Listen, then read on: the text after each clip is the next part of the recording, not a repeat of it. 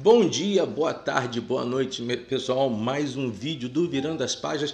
Antes de tudo, eu havia prometido a vocês, e quero pedir desculpa, eu ia falar sobre Dostoiévski e o seu Memória do Subsolo. Reli o livro de novo, vou falar sobre ele. Esse vídeo vem semana que vem, mas eu dei uma parada no Dostoiévski por um motivo simples, por causa do clima que a gente está vivendo nesse planeta chamado Planeta Azul, Planeta Terra. Nós viramos uma sociedade louca e os meios digitais cada vez piores. Eu acho que o digital consegue estar pior do que o real. Então essa semana foi uma semana cheia de confusão com os autores russos. E eu achei isso um absurdo, né? Não vou querer me delongar muito nisso não, porque eu vou falar isso um pouquinho mais quando estiver falando do Dostoiévski, do russo Dostoiévski. Vamos ver se o algoritmo deixa eu falar russo e Dostoiévski. Porque a coisa tá chata, é lacração, é cancelamento. Olha, eu vou falar uma coisa para vocês. Do jeito que se ataca os livros, pessoas às vezes se dizendo progressistas, dizendo que esta obra não precisa existir, essa obra não precisa existir, vocês estão se fanatizando, vocês estão loucos.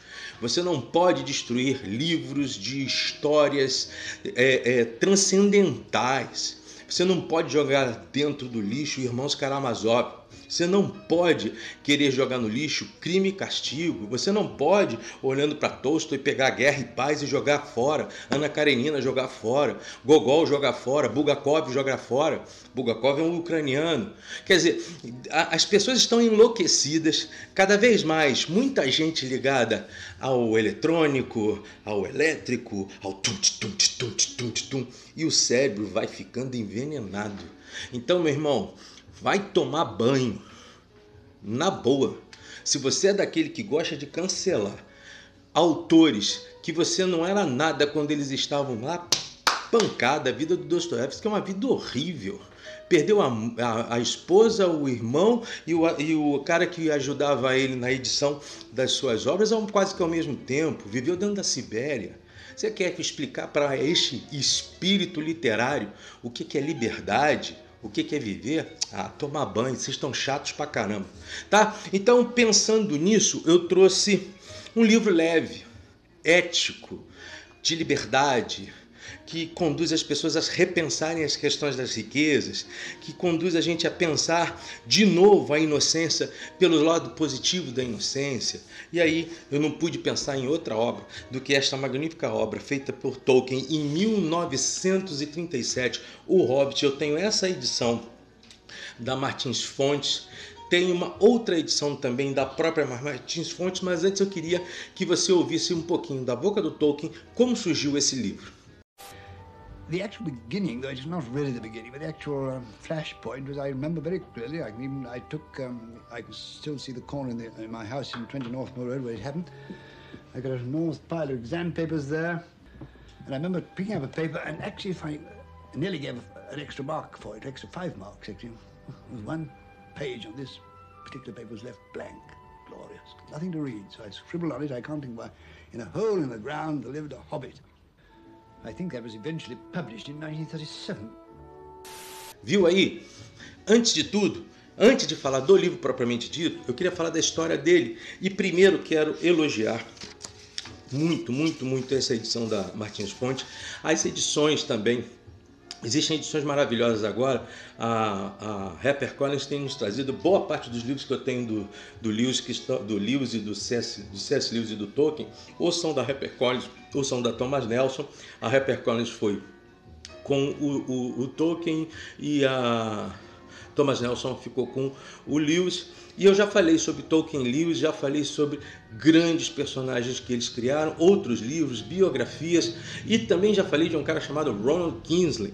E antes de tudo, ele está aqui dentro, aliás, está em quase tudo que é feito a partir do mundo tolkieniano, tá? Então, eu tenho o Kingsley aqui na frente, mas eu quero deixar com alegria o elogio à professora Lenita Maria Rimoli Esteves. Olha, ela fez a tradução do Hobbit e, se eu não estou enganado, ela também fez a tradução do Silmarillion. Eu acho que fez. Deixa eu ver aqui. Eu sei que o Ronald Kingsley está nisso tudo. Tá? Não. Quem fez a do Silmarillion foi o Walter Barcelos, outro grande tradutor também. E aí sim, no Senhor dos Anéis, a Lenira também fez. Parece que depois teve uma confusão aí, que eu não sei qual é, e nem me meto nessas confusões. Só quero dizer o seguinte, a tradução da professora Lenita é especial, vale muito a pena. E todos esses livros aqui, seja na Martins Fontes, seja na HarperCollins, passam pela mão de nada mais nada menos do que o Ronan Kingsley. Eu tenho um vídeo falando sobre um livro que o Ronan Kingsley escreveu, meio que da biografia, uma pequena biografia do Tolkien e os livros, digamos assim, paralelos e todos os fenômenos de criação que o Tolkien teve aqui. Esta obra ela foi feita em 1937 e tem um pormenor. Ela foi feita para crianças. Esse livro foi escrito por Tolkien para os seus filhos, tá certo? E ele foi, na verdade, uma grande entrada do Tolkien para o mundo editorial. Essa edição ela foi feita em 1937, não é isso? 1937. E ela foi um fenômeno.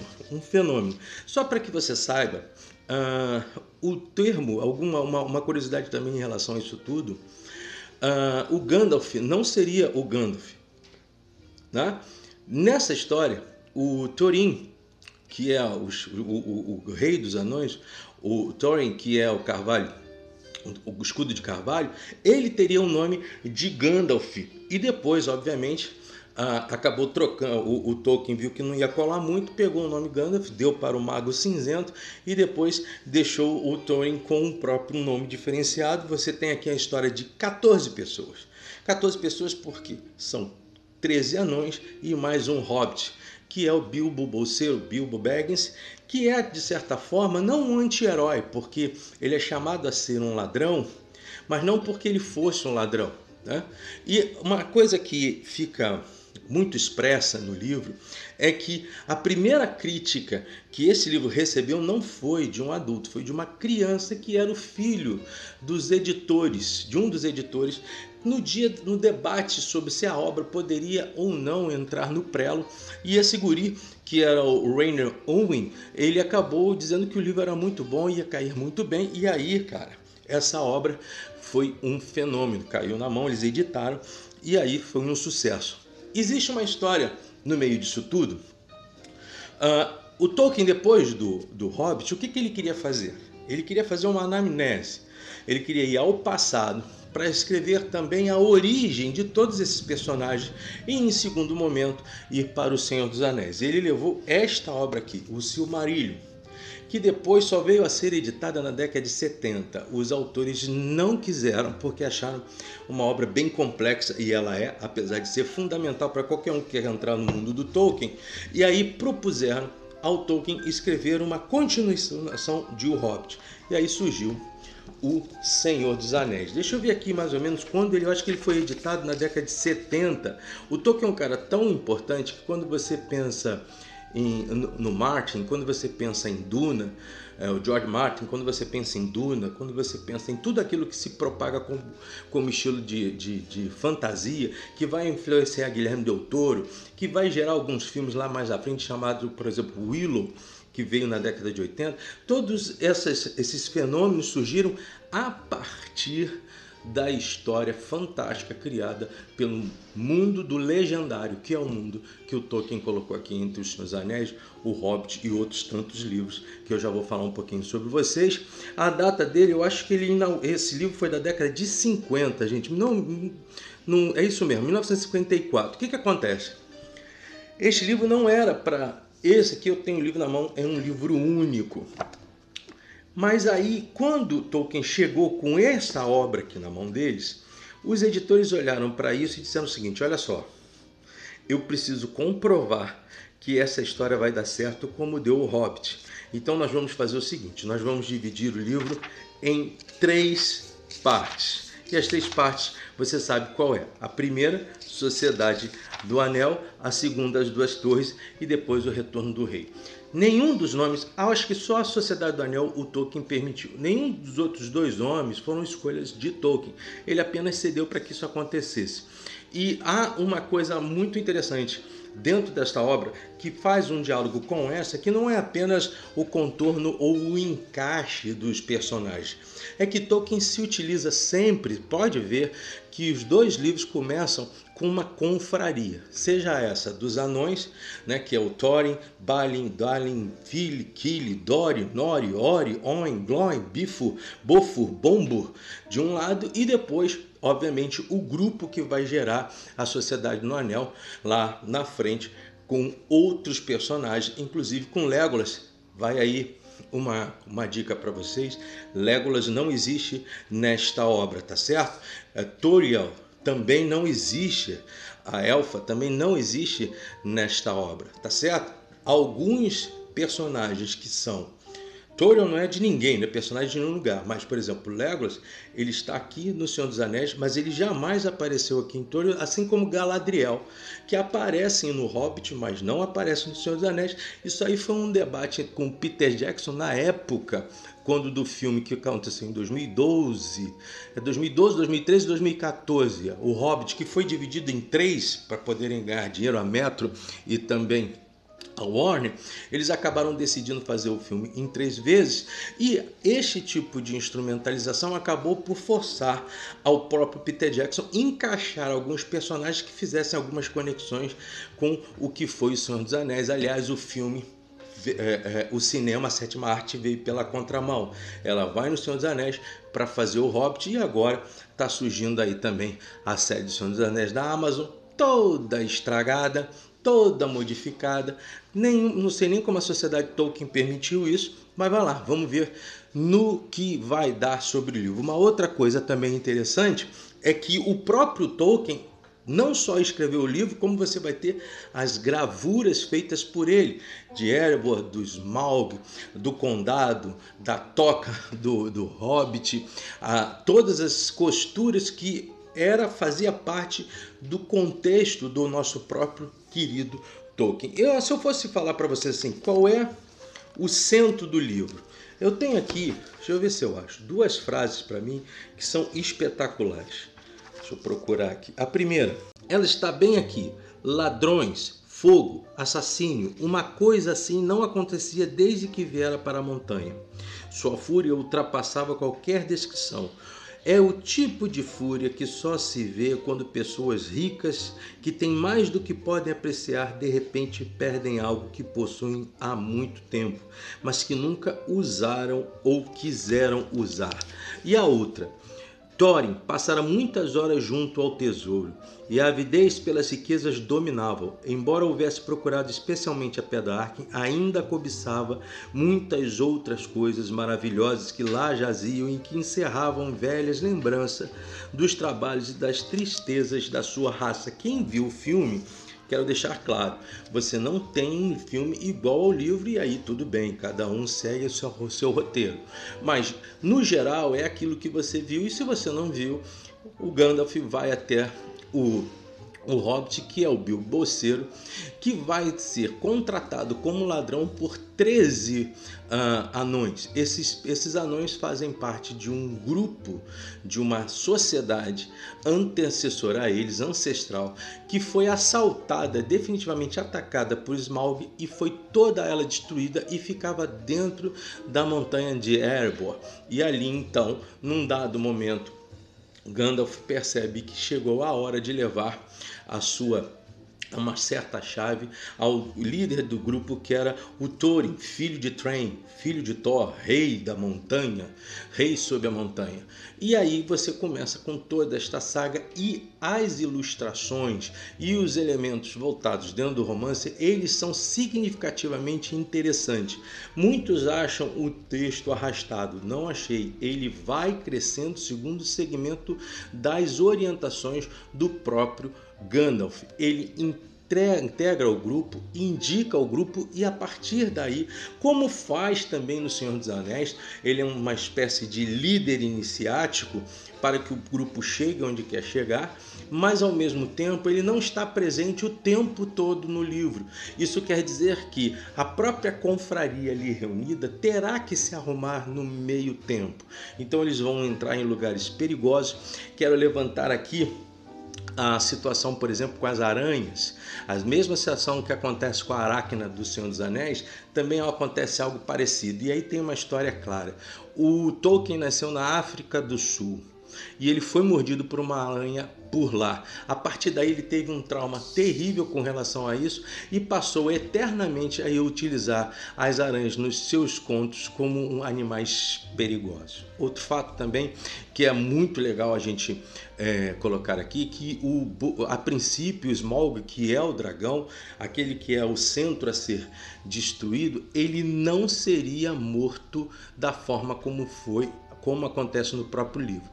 Ele seria morto pelo Bilbo e acharam por bem melhor que retirassem o Hobbit e colocassem no lugar uma outra pessoa, que é o Bard, o capitão da Cidade do Lago, tá certo?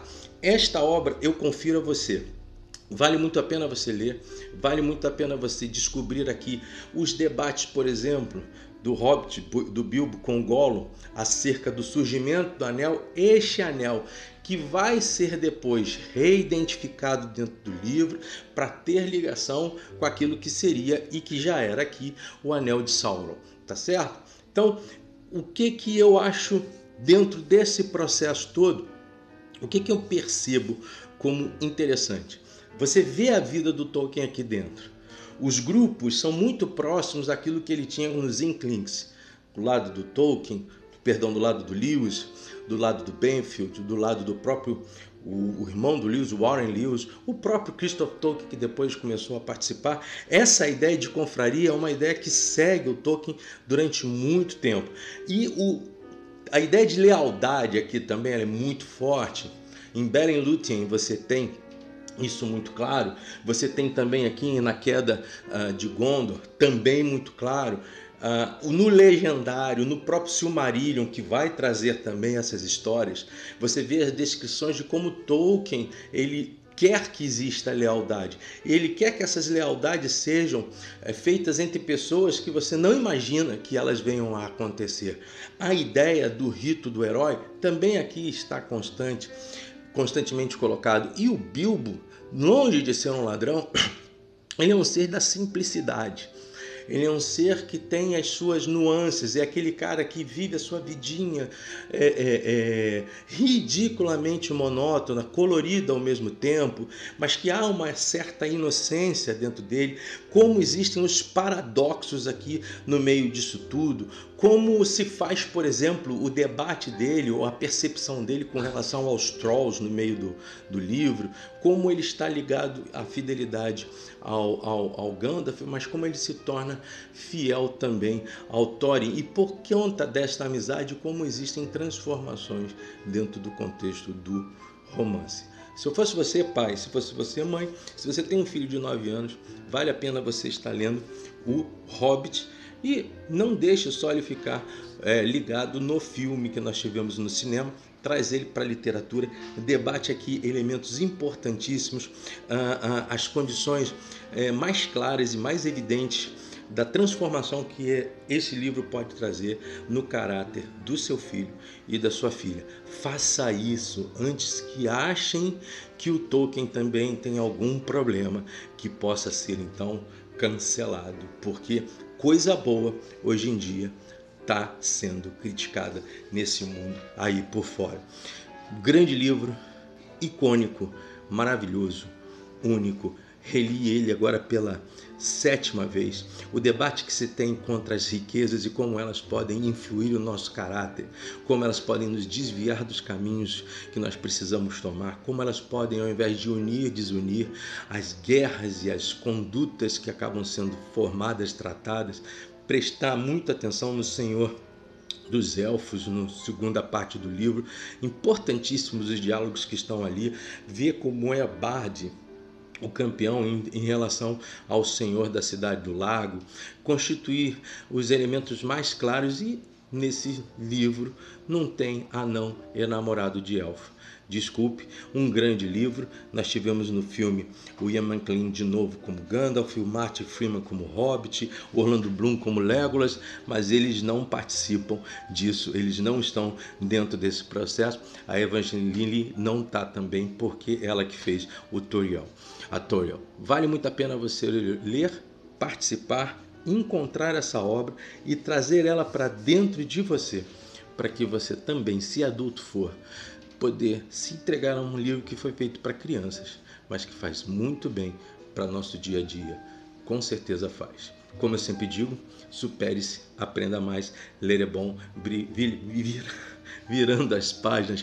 Mas antes de tudo, esqueci de falar, curte o vídeo, se inscreva no canal, participa com a gente, para que a gente possa estar crescendo e crescendo cada vez mais. Tá certo? Um abração.